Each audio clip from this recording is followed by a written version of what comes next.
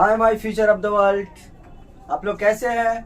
मैं आशा कर रहा हूँ आप लोग सही होंगे। चलिए आज हम अपने ग्रामर के पार्ट को आगे बढ़ाते हैं। Present tense. प्रेजेंट टेंस मतलब होता है वर्तमान काल। प्रेजेंट टेंस का 4 पार्ट होता है। Present indefinite tense, present continuous tense, present perfect tense, present perfect continuous tense. मैं एक बार स्पेलिंग के साथ पढ़ दे रहा हूँ।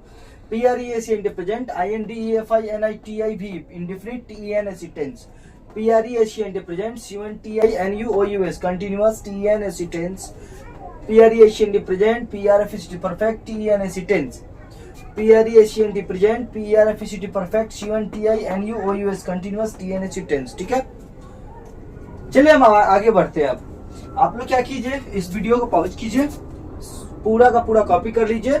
फिर मैं ये प्रेजेंट इंडेफिनिट टेंस का मतलब मैं बता रहा हूं कि प्रेजेंट इंडेफिनिट टेंस किसे कहते हैं।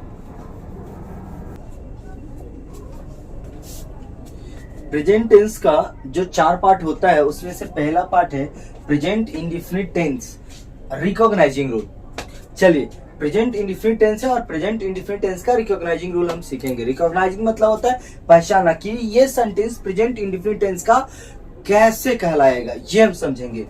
जिस हिंदी वाक्य के क्रिया के अंत में ता, ते, ती में से कोई एक हो और वाक्य के अंत में है, हूं, हो में से कोई एक हो तो उस वाक्य को प्रेजेंट इंडेफिनिट टेंस का सेंटेंस कहते हैं। जैसे राम आम खाता है, मैं पत्र लिखता हूं। चलिए हम समझाते हैं। ये जो सेंटेंस है ये प्रेजेंट इंडेफिनिट टेंस का सेंटेंस कैसे है। बोला ना जिस हिंदी वाक्य के, तो हिंदी वाक्य पहले रहना जरूरी है। ठीक है, तो ये हिंदी वाक्य है। जिस हिंदी वाक्य के क्रिया के अंत में ता, ते, ती में से कोई एक हो। ता, ते, ती, क्या चीज? ता, ते, ती।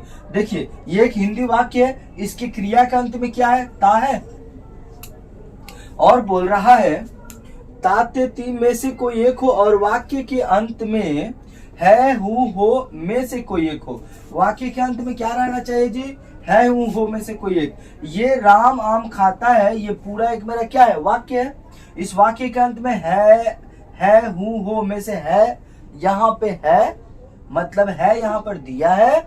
इसका मतलब हुआ राम आम खाता है। जो यह सेंटेंस है ये मेरा प्रेजेंट इंडेफिनिट टेंस का सेंटेंस है। एक और एग्जांपल, मैं पत्र लिखता हूं। अब देखिए हमें तो याद है, आप लोग इसको याद कीजिएगा और इसको देख देख के समझने की कोशिश कीजिएगा। ठीक है, यहाँ जिस हिंदी वाक्य के क्रिया के अंत में ये क्रिया है, लिखना क्रिया है। अगर आपको क्रिया नहीं आता है तब आप दूसरा वीडियो देखिएगा, पार्ट 2। उसमें मैंने सब्जेक्ट, वर्ब, ऑब्जेक्ट यानी कर्ता, कर्म और क्रिया तीनों को बहुत ही क्लियरली समझाया है। मैं पत्र लिखता हूं, तो देखिए जिस हिंदी वाक्य के क्रिया के अंत में, क्रिया कौन है? लिखता। इसके अंत में ता, ते, ती में से कोई एक है, ता है। और वाक्य के अंत में, ये पूरा एक वाक्य है, इस वाक्य के अंत में है, हूं, हो में से कोई एक है, तो हूं है यहाँ पे। तो ये सेंटेंस मेरा क्या कहला रहा है? प्रेजेंट इंडेफिनिट टेंस का सेंटेंस कहला रहा है।